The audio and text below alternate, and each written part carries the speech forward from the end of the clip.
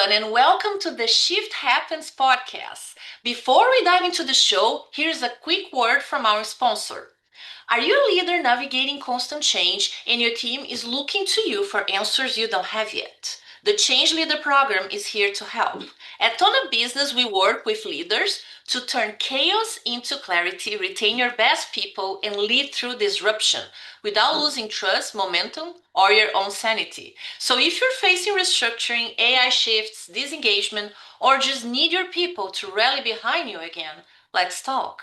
Reach out or head over to tonabusiness.com to find more.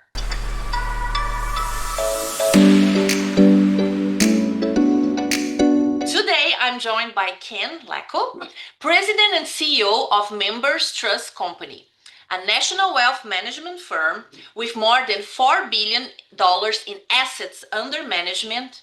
Under his leadership, MTC blends credit union values of putting people over profit with Wall Street level expertise delivering fiduciary trust services, investment management, and state solutions across the US. Ken and his team are redefining what it means to serve in this industry. Agile, innovative, and always mission driven. Welcome to the Shift Happens podcast, Ken. Thank you, Camille. I'm looking forward to our chat today. I appreciate the invitation. Awesome. All right. So, Ken, would you share with us about an experience in your life that involved change and what were the major challenges and learnings you had from it? If I think about my life and my career, it's been marked by a lot of change, quite frankly. I had a boss early on when I first went into leadership that said, "Hey, you're never going to take over a group that's operating at peak efficiency." I've proven I have a bit of a knack and a passion for changing organizations and helping employees and team members out. So my career has really kind of been very much along those lines, whether, regardless of the market or the region or the organization that I'm working for.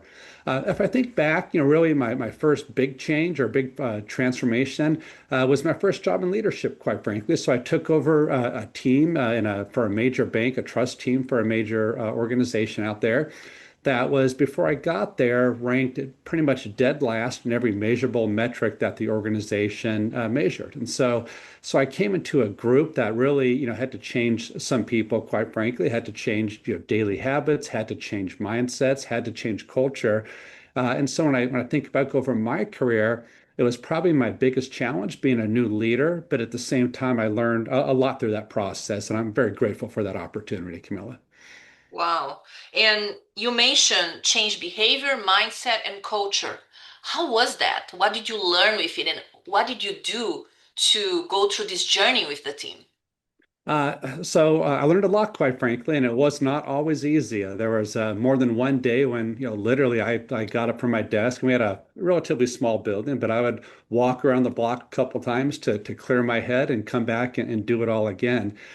So we could probably talk all day long about different lessons and learnings, but if I had to pinpoint one, Camilla, I'd really talk about the importance of culture. And so I think it was Peter Drucker who said culture eats strategy for lunch. And I don't know if that's Uh-huh. always the case, but it's pretty important when you look at it. And so, this group that I inherited, or this organization that I came to, literally had security guards posted inside the office. And it wasn't to protect people inside the office from people outside the office. It Mhm. was to protect people inside the office from other people inside the office. That just kind of gives you an idea of how broken the culture was.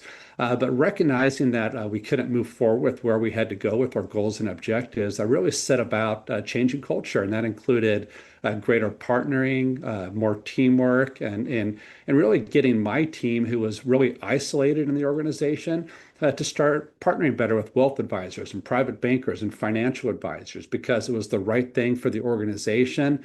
And without a doubt, in the wealth management world, it was the right thing for the clients too, because clients will benefit when you get the full team, right? You get the full breadth and full depth of all the resources and tools that are available to you.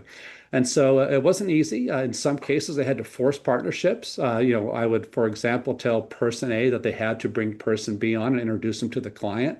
In other Mhm. cases, I took a softer approach, and I might take someone from a different group out to lunch with somebody from my team and make sure that they got connected on a more personal level, because it's a lot harder to not work with somebody or to be mad at somebody when you really don't know them, right? Or you don't know what challenges they're facing. So had a lot of different tactics, a lot of different methodologies, but at the end of the day, we got our team working incredibly well with other professionals across the organization, and it really helped our team grow exponentially. Mm-hmm. You mentioned about sometimes we need to force certain situations, right? Because sometimes it's just hard, right? I mean, as a leader, you need to do what's right for the people and for the company, Mhm. and for people to see that. I mean, how be, I hear that a lot, from clients and other, we talk a lot about that during the podcast conversations. It's like how to do this engagement, right? Because then people can feel like, okay, you are taking someone from a comfort zone, which is good for them and for the company, but how to build that momentum in terms of, wow, I love what I'm doing. Look at that. How do you do that? How you communicate that as well?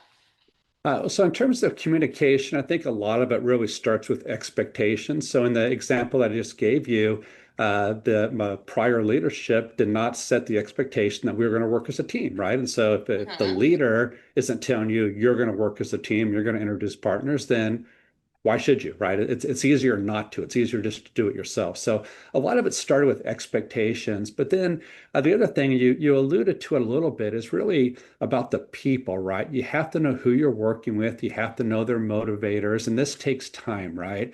And it takes time and it takes different methodologies. And so there are some times when, quite frankly, you might have somebody on your team who's not going to make the shift. And if the shift is so central to where you're going as an organization or as a leader, then unfortunately there are times when you have to replace that person.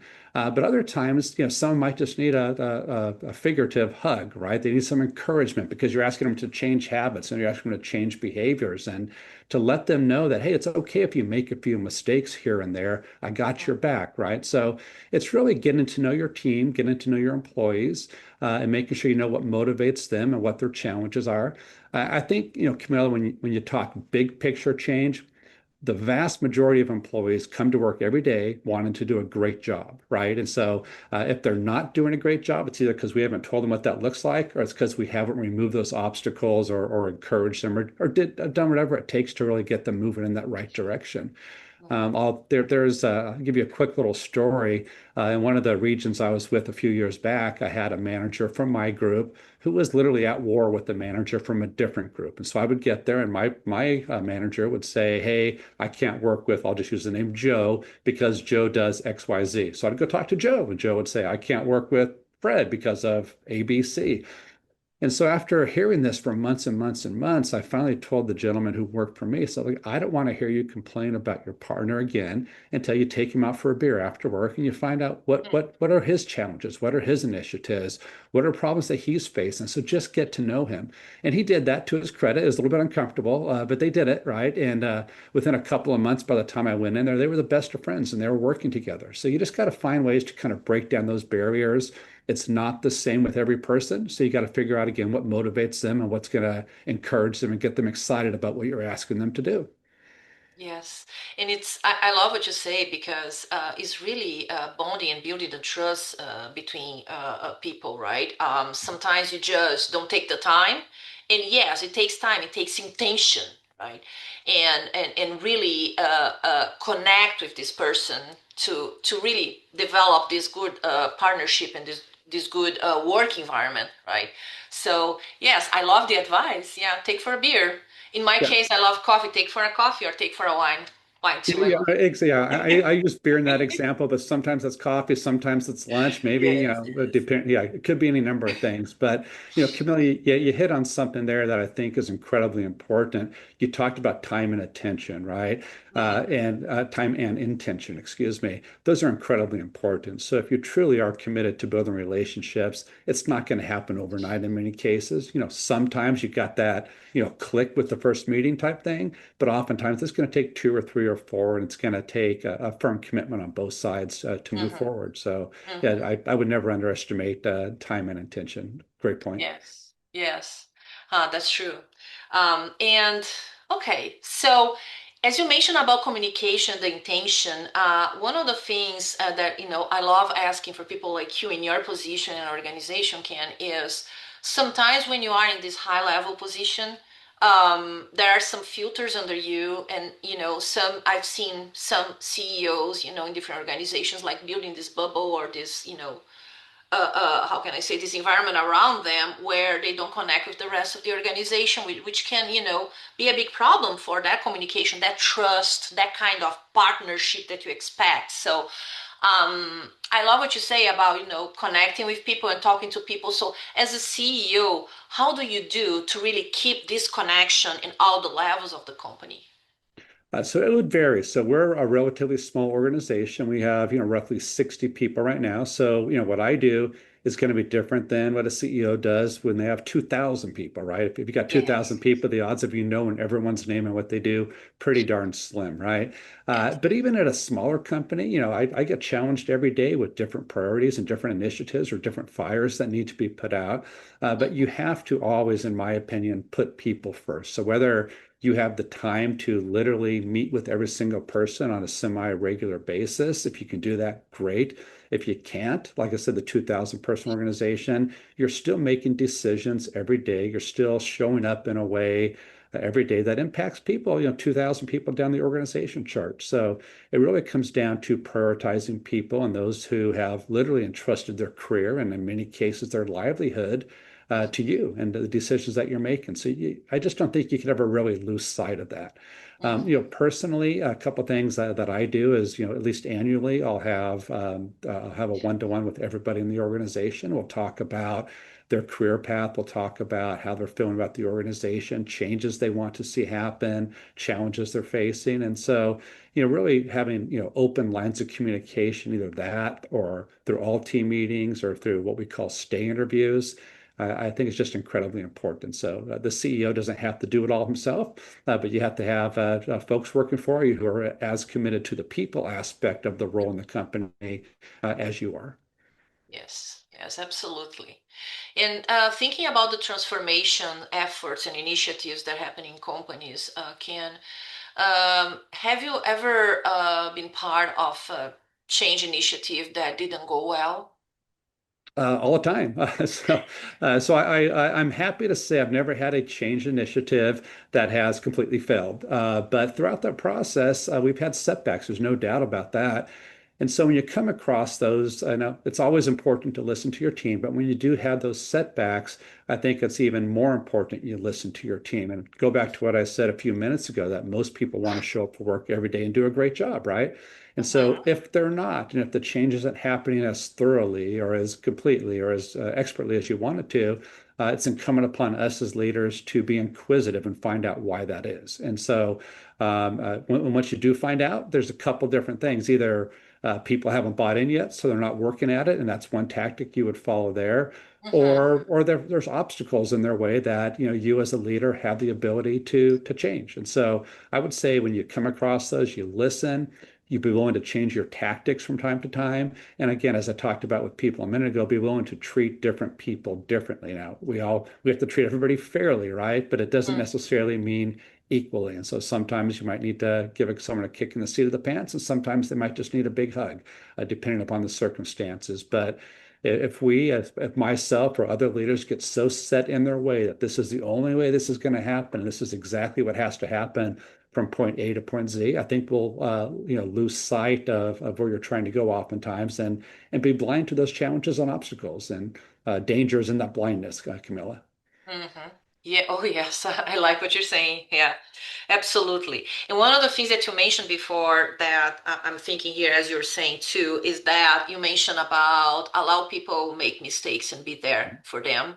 I think this is so important because many times people don't feel like power or with the power enough. Like, you empower people to do the right things in the organization, and letting them know, especially if something is changing, that means there are something new things coming, and it's normal for people to make those mistakes, right? And really do that right, because sometimes there are these the failures in change initiatives is because people are afraid. It's the fear, and once Mhm. you empower them, that is so helpful for them to feel comfortable to go for it and be okay with the mistakes and learn from them, right?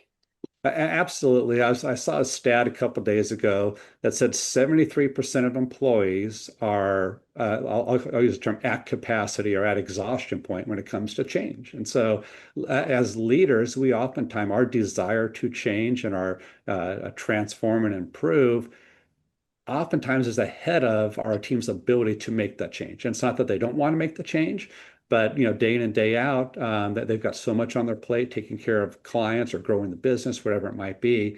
They're just exhausted. And so, to your point that you made, if you're not communicating and talking about the change and talking about the why, and creating the mandate, let's say, to change, not mandate in terms of top down mandate, but an Mhm. understanding of why you are changing, that change initiative will fail more often than not. So. Mm-hmm. Yes. And talk about failure and issues that we find on the way. For sure, you had to manage some resistance on the way, right? It's so natural to have that. So, how do you deal with resistance in your team? So for any leader out there that's looking at a major change initiative or transformation, the first thing I would say is absolutely expect resistance. And again, it's not because you have people that don't want to change. Sometimes it's fear, sometimes it's capacity. But if you go into it expecting or not expecting resistance, you're going to be unpleasantly surprised. So do expect it. And then I would go back to something I said a moment ago, Camila, is when you do come across that resistance or you do come across setbacks, it's really important that you listen to your team because they're in there day in and day out. They're doing this, working on this 8 hours a day, and you probably aren't, right? You're probably an executive sponsor or something. You get weekly or biweekly updates or something. But if they're Mhm. literally living this day in and day out, you got to listen to them and find out what their challenges are and do everything you can to help them. I probably skipped a step there because it does start with communicating, and I would use the term over communicating. We are, for Uh-huh. example, at Members Trust, we're about to undergo a major transformation, and it's going to be about a 12-month transformation on some things around technology. But we haven't even finalized the contracts with the providers who are going to be doing this for us, but we Mhm. started messaging it to our team. And in fact, next week, well, every month we have an all team meeting. But the one we have next week is literally going to be an hour just talking about this one change initiative. So everyone understands why we're doing it, how we're going to do it, what resources are available.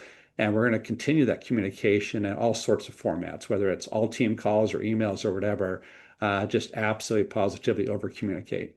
Now, the last thing I would add, Camille, I just mentioned it a second ago, is the why. If you're a leader, you have to know the why, right? Change for the sake of change isn't going to do anybody any good. But if you know why you're doing what you're doing, it will help you withstand those setbacks because, leaders aren't impervious to doubts and stuff, right? If you have a half your team resisting a change, you might start doubting why you're doing something. So if you're going to have a major change initiative, know why you're doing it and be fully committed to it. Yes, absolutely. And to know the why, we need to have a good strategy, a good vision and mission in mind, right? All that pre-work needs to be done. Sometimes what I've seen is like, oh, we are doing because the competitor is doing. It can be one of the factors because you don't want to be left behind, but what is in for you as a company, as in your culture and all that, why you're doing that? What's the strategy, what you want to achieve with that, right? That's so important. And sometimes, we miss the opportunity to align the change initiatives with the broader picture where people really understand, right? The goals, the long term, the medium, the short term, but also the long term goals, right? Yeah. And when you're thinking long-term goals, and so if you as an organization are making a change because your competitor made a change, don't forget they're not going to stop, right? And so if you're trying to play catch up, you're trying to play catch up to a moving target. So I would Mm-hmm. say any changes that are industry driven or competitor driven, I would also stop and ask the question, well, how can you leapfrog them? Let them start playing catch up to you because if you're just playing catch up, you're probably never going to catch up. So. Yes. Oh, that's so true. Yes. You want to be a follower or you want to be a leader, right? We want to innovate in the market and in your company or not, right? Just to follow and trying to play catch up. And as you said, the things are, going so fast, the things are changing so fast that you end up never catching up, right? Exactly. That is Exactly. so true. That is so true. Yes. And thinking about the industry and the transformations, thinking let's shift the gears and look to the future. Um so how do you see the future of the industry in terms of the changes and the pace of change and what does it take to be successful in this? world So, that we're living. yeah, so the industry that I am most familiar with is wealth management, and specifically at a members trust. And a lot of my career, the trust and estate settlement portion of wealth management or investment management as well. And so, a Mhm. couple things. Part of what's been driving change in the industry is just consumer behaviors. And so, you th think about the great wealth transfer out there, and 70 plus trillion dollars that's going to be transferring from a legacy generation to a younger generation is driving change. And how that younger generation expects to meet with you and how they expect to be served is a lot more technology oriented than their parents and their grandparents were. The days of needing a oak paneled conference room with crystal glasses are long gone, right? They don't want to come into the office anymore. They want to talk like we're talking by Zoom and save themselves time. So that's Yeah. part of what's driving the industry. Specifically, if I can get kind of granular for a second, in the trust industry, that the trust world has really been dominated by manual processes for a number of years. And as we Mhm. sit here today, I can tell you there's very few people who have gone to the extreme and what technology can do for the business. And so one thing Mhm. we are looking at is we recognize there's a lot of manual processes in the trust industry, but I'm challenging my team to look forward and say how much of what we do can be either automated or how can our employees, our team members, jobs be easier, safer, Mhm. allow them to have more capacity by leveraging technology. And so, in that sense, we're a bit on the forefront of the evolution, but it's a little bit scary. We talked, change is scary for leaders too. Okay, it's a little bit scary, Very. and the systems just aren't in place like they are in some other industries. But without a doubt, I think not just in wealth management, but other industries, we'll continue to see the proliferation of AI and other technology to serve people quicker, better, more accurately. Mm-hmm. It's interesting you said that because you just said something I love to share here is that yesterday I was in a CEO roundtable and we were talking about what does it take to be successful in the future in general, not just in one industry or so, but in general. And then they mentioned the two things you're saying right now, like first, how to work with the new generation because it's different how you adapt. How do you understand the values and work and be successful working with the new generation? Second, obviously AI, right? And you mentioned about new technology and all of that, how to do that. And I love the third thing that they mentioned is that how are we positioning ourselves as leaders to this future? How we are building the skills we need as leaders, as C levels, right, from companies to really be ready for that. Because it's the self-reflection, I think, is so important. And sometimes people don't realize, as you just said, leaders, they are also concerned, or I don't know the word you said, fearful, right? Or I know are worried about changes as well, because we also need to be ready. And on top of that, after we're ready, we need to lead a company, right, on that change. So Mhm. it's very interesting. You said that it's so aligned with that roundtable that I was yesterday. So yeah, I do appreciate what you said. So okay, so just to wrap up. I would like to ask you, what does it take for someone to be successful? So you have this beautiful journey. I mean, you're a CEO of this company, successful career. So what do you think? I mean, to share with our audience, what were the skills and behaviors that built you where you are? That in a successful position right now. I'm going to answer that in a couple different ways if I could. The first one is, if I look back, what has helped me be successful in my career, but also if in the context of your podcast, how are we successful or how have I been successful or how should other people be successful with Mhm. change management and transformation? Mhm. Personally, there's a lot of people in our business who are incredibly technologically oriented, and there's a lot of people in our business who are good with people, right? Who can go and sell a piece of business or solve problems to get people working together a little bit better. For whatever reason, I've got a little bit of a knack on both sides of that equation, quite frankly. I'm a former attorney. I've been a former practicing attorney. I've drafted a lot of estate plans. I've settled estates myself, and I Mm-hmm. found out I'm pretty good for it.